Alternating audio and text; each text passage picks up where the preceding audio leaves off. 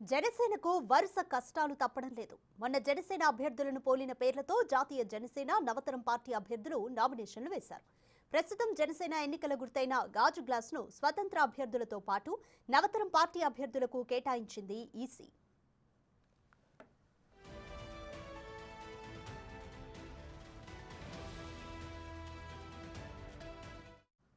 Vizianagaram TDP rebel అభ్యర్థి మీసాల గీతకు గాజు గ్లాస్ సింబల్ రావడంతో టీడీపీ వర్గాలు తీవ్రంగా వ్యతిరేకిస్తున్నాయి. విజయవాడ మంగళగిరిలో నవతరం పార్టీ అభ్యర్థులు కృష్ణ కిషోర్ కు, రావు సుబ్రహ్మణ్యంకు, జగ్గంపేట జనసేన రెబెల్ అభ్యర్థి సూర్యచంద్రకు గాజు గ్లాసు కేటాయించబడ్డాయి. అలాగే మచిలీపట్నం, జగ్గయ్యపేట స్వతంత్ర అభ్యర్థులకు, ధర్మవరం, రాప్తాడు అసెంబ్లీ నియోజకవర్గాల్లోనూ నవతరం పార్టీ అభ్యర్థులకు గాజు గ్లాసు కేటాయింపులు జరిగాయి. గుంటూరు, విజయవాడ పార్లమెంటు నవతరం పార్టీ అభ్యర్థులకు కావలి స్వతంత్ర అభ్యర్థి పసుపులేటి సుధాకర్ కు గాజు గ్లాసును కేటాయించింది ఈసీ. దీంతో జనసేన, టీడీపీ శ్రేణుల తీవ్ర ఆందోళన నెలకొంది. జనసేన పోటీలో లేని చోట గాజు గ్లాసును ఫ్రీ సింబల్ గా ఉంచింది ఈసీ.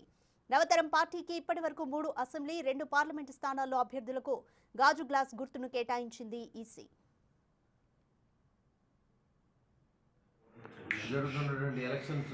ఎంపీ, ఎమ్మెల్యే అభ్యర్థుల ఎలక్షన్స్ అన్ని భారతదేశంతో జరుగుతుంది. దాంట్లో భాగంగా ఆంధ్ర రాష్ట్రంలో జరుగుతున్న ఎలక్షన్స్లో కొన్ని ఎలక్షన్ కమిషన్ లూప్హోల్స్ని జనసేన పార్టీని దెబ్బకొట్టే విధంగా వైసీపీ ప్రభుత్వం హయాంలో కొన్ని అక్రమాలు జరుగుతూ ఉన్నాయి. మరి దానికి సహకరిస్తున్నారో లేకపోతే ఎలక్షన్ కమిషన్ లూప్హోల్స్ ఏంటో నాకు అర్థం అవ్వట్లేదు. ఎందుకంటే ఎవరైతే ఇండిపెండెంట్గా వేసిన వాళ్ళకి గ్లాస్ గుర్తు ఇవ్వడం అనేది జరిగింది జగ్గంపేటలోను, లోకేష్ బాబు గారి కాన్స్టిట్యున్సీలోను. ఇది కావాలని రాష్ట్రంలో ఎక్కడ ఇవ్వద్దని చెప్పి ఎలక్షన్ కమిషన్కి ఒక వినతి పత్రాన్ని ఆంధ్ర రాష్ట్ర మన జనసేన పార్టీ జనసేన పార్టీ అధ్యక్షుడు కూడా ఒక అప్లికేషన్ పెట్టడం జరిగింది.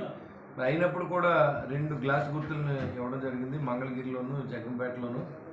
మరి ఇది అంతే కాకుండా సేమ్ గుర్తులు వచ్చేలాగా, అంటే దగ్గరగా ఉన్న గుర్తులు బకెట్ని, ఒక పెన్ను స్టాండ్ని వచ్చేలాగా ఈ యొక్క ఐప్యాక్ వాళ్ళ యొక్క చిత్రంతో కన్ఫ్యూజ్ చేసే విధంగా పేరుని బొలిసరి శ్రీనివాసన్ తాడేపల్లిలో నా పేరు మీద శ్రీనివాసరావుని ఇంకోటి వేయించి దానికి దగ్గరగా ఉండే గుర్తుని బకెట్ని ఇవ్వడం, అంటే ఎలాగ ఓడిపోయామని చెప్పి వీళ్ళకి అర్థమైంది. కాబట్టి ఓడిపోతున్నాం కాబట్టి ఎదరోళ్ళు ఎదురంగా దెబ్బ కొట్టాలని అడ్డదారులు చూసేటువంటి వైసీపీ ప్రభుత్వ తీరుని మీరందరూ కూడా గమనించాలని రాష్ట్ర ప్రజలు నేను కోరుతా ఉన్నా. మరి ఇమీడియట్గా ఏదైతే జనసేన పార్టీ పోటీ చేయి చోట మరి గ్లాస్ గుర్తు ఇవ్వకూడదని మేము డిమాండ్ చేస్తున్నాం.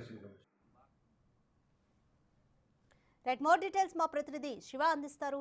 శివ, జనసేనకు వరుసగా కష్టాలు తప్పడం లేదు. ఇప్పుడు ఈసీ స్వతంత్ర అభ్యర్థులకు అలాగే నవతరం పార్టీ అభ్యర్థులకు గాజు గ్లాస్ గుర్తును కేటాయించింది. దీనిపై జనసేన శ్రేణులు ఏమంటున్నాయి? మొత్తం మీద చూస్తుంటే దీనికి సంబంధించి కూడా జనసేన ఇప్పటికే కేంద్ర రాష్ట్ర ఎన్నికల సంఘానికి ఫిర్యాదు చేసింది.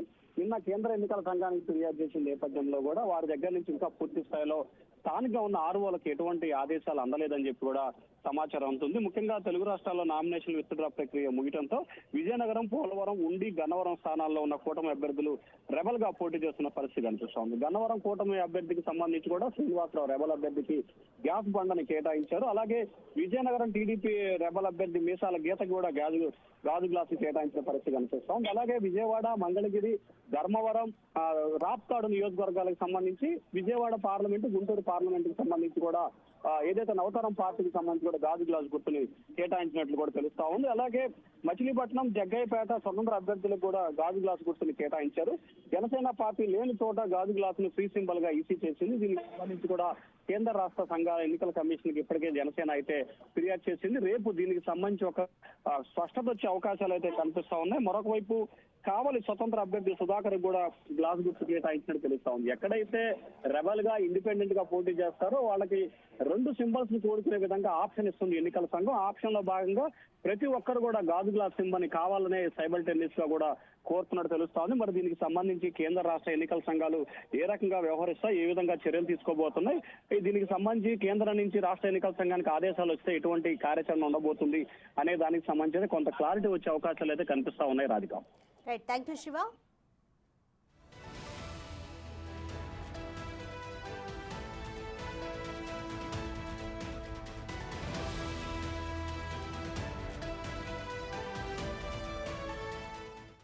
జనసేనకు వరుస కష్టాలు తప్పడం లేదు. మొన్న జనసేన అభ్యర్థులను పోలిన పేర్లతో జాతీయ జనసేన, నవతరం పార్టీ అభ్యర్థులు నామినేషన్లు వేశారు.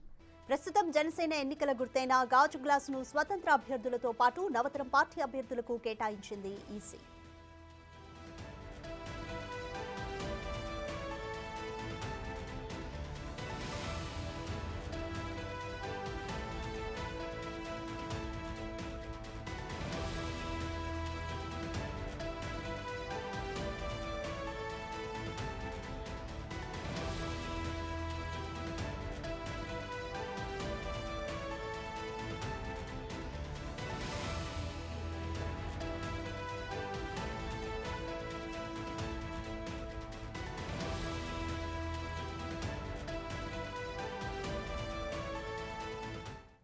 విజయనగరం టీడీపీ రెబెల్ అభ్యర్థి మీసాల గీతకు గాజు గ్లాస్ సింబల్ రావడంతో టీడీపీ వర్గాలు తీవ్రంగా వ్యతిరేకిస్తున్నాయి.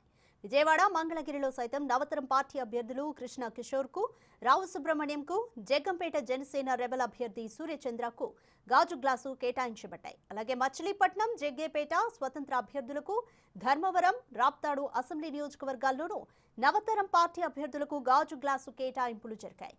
గుంటూరు, విజయవాడ పార్లమెంటు నవతరం పార్టీ అభ్యర్థులకు, కావలి స్వతంత్ర అభ్యర్థి పసుపులేటి సుధాకర్కు గాజు గ్లాసు గుర్తును కేటాయించింది ఈసీ. దీంతో జనసేన, టీడీపీ శ్రేణుల్లో తీవ్ర ఆందోళన నెలకొంది. జనసేన పోటీలో లేని చోట గాజు గ్లాస్ను ఫ్రీ సింబల్గా ఉంచింది ఈసీ. నవతరం పార్టీకి ఇప్పటి వరకు 3 అసెంబ్లీ, 2 పార్లమెంటు స్థానాల్లో అభ్యర్థులకు గాజు గ్లాస్ గుర్తును కేటాయించింది ఈసీ.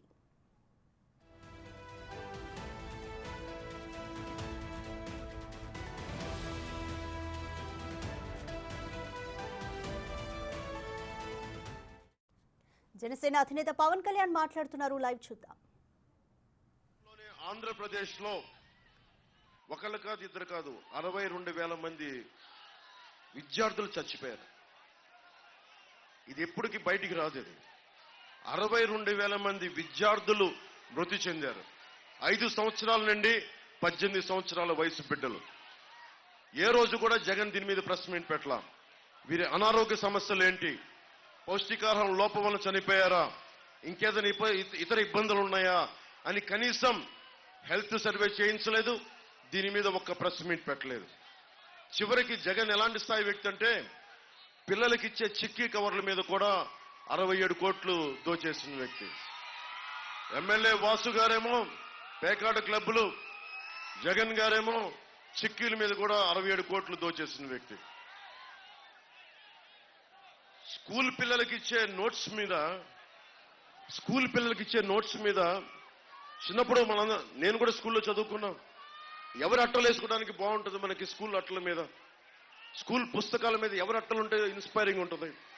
ఒక భగత్ సింగ్ పుస్తకం ముద్రను ఉంటే బాగుంటుంది, అంబేద్కర్ గారి ఫోటో ఉంటే బాగుంటుంది, మహాత్మా గాంధీ గారి ఫోటో ఉంటే బాగుంటుంది నోట్బుక్స్ అట్టల మీద. అలాంటిది జగన్ ఫోటో ఎందుకు దరిద్రంగా ఉంటది కదా. చిన్నపిల్లలకి ఏం చెప్తున్నావా జగన్ నువ్వు? కాదు, మీరు నవ్వుతున్నారు కదా. మీరు చెప్పండి, ఈ ముఖ్యమంత్రి 5 సంవత్సరాల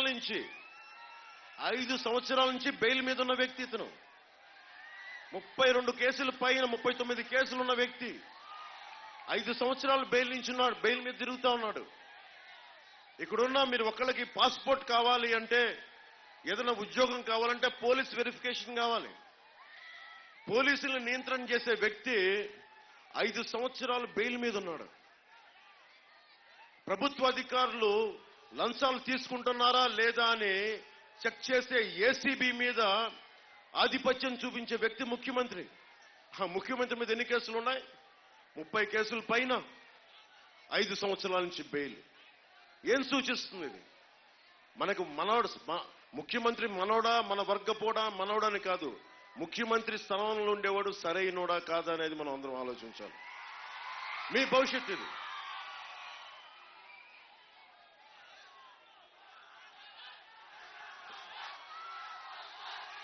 మీకు ఒక్క క్షణం ఆపితే మటుకు మీ గోల మామూలు గోల కాదు.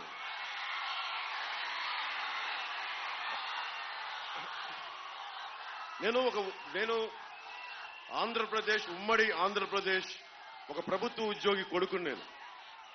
నాకేం స్థాయి ఉంటుంది అంటే ఒక మనిషి అనుకుంటే సాధించగలడు. నేను పార్టీ ఎందుకు పెట్టానంటే ఇందాక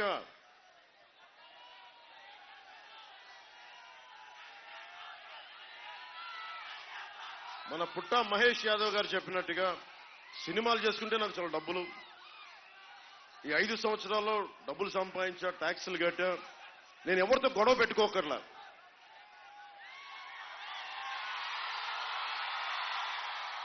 ఎవరితో గొడవలు పెట్టుకోకర్లా, సజ్జల గారి చేత మాటలనిపించుకోకర్లా, జగన్ గారితో మాటలనిపించుకోకర్లా, వెళ్ళి నేను నమస్కారాలు పెట్టి నా సినిమాకి కొంచెం టికెట్లు రేట్లు పెంచండి అంటే అయిపోయింది. ఎవరితో గొడవలు లేవు. కానీ మీకు ఏమి నచ్చుద్ది? మీకోసం నేను ఖుషీ సినిమాలో ఏ మేరా జహా, ఏ మేరా ఘర్, ఏ మేరా ఆసియా, ఏ మేరీ దునియా, తెరా కామ్ క్యా హై, ఇది సినిమాలో చెప్తే బాగుంటుంది, చప్పట్లు కొడతాం. కానీ నిజ జీవితంలో చెయ్యాలి అంటే ఎంత కష్టమో మీరు నన్ను చూస్తా ఉన్నారు. ఆ సినిమాలో చెప్పిందే చేస్తున్నా. ఆ రౌడీ గ్యాంగ్ ఏం చెప్తాను, ఇక్కడ నీకేంట్రా పని, ఇక్కడ నీకు మా కాలేజీలో ఏం పనిరా నీకు, నువ్వెవడరా మా కాలేజీలోకి రావడానికి? ఒక విద్యార్థి తాలూకు కోపం. ఈ రోజు నేను అదే అడుగుతున్నా, దోపిడీ చేసే రాజకీయ నాయకులు మీకేం పని ఇక్కడ? నువ్వెవడో మా జీవితాలను డిసైడ్ చేయడానికి? నువ్వెవడివి నేను రోడ్డు మీదకి రావాలా లేదని చెప్పడానికి? నువ్వెవడివి? ఈ కోపం లేకపోతే సమాజంలో, ఈ ఆలోచన లేకపోతే చచ్చిపోతాం మనందరం. మనం ఎన్ని మహాత్ముల చరిత్రలు చదివినా, ఎన్ని అంబేద్కర్ గారి నుంచి చదివినా, మళ్ళీ వెళ్ళి క్రిమినల్స్ భుజాలను పెట్టుకుంటే మళ్ళీ నాశనం అయిపోతాం. మీరు అనుకోవచ్చు నాకు అవసరం ఏముందని. మీ అవసరమే నా అవసరం, మీ కష్టమే నా కష్టం. ఆక్వా ఉంది ఇక్కడ, ఉంగుటూరు ఆక్వా రైతాంగం 35% ఎక్స్పోర్ట్స్ ఆంధ్రప్రదేశ్ నుంచి వెళ్తాయి, ఆక్వా ఎక్స్పోర్ట్స్. కానీ ఇక్కడ మొత్తం ఆక్వా చెరువుల వల్ల మీకు తాగునీటికి ఇబ్బంది ఉందా లేదా చెప్పండి? ఉంగుటూరు నియోజకవర్గంలో సరైన నీళ్లు వస్తున్నాయా లేదా, ఇబ్బందిగా ఉందా లేదా? మరి ఎవరు మాట్లాడతారు? వాసుబాబు గారేమో కూర్చొని పాపం పేకాట క్లబ్లు డెవలప్ చేస్తా ఉన్నారు. మీకు పైప్ లైన్స్ ఎవరేస్తారు? మీకు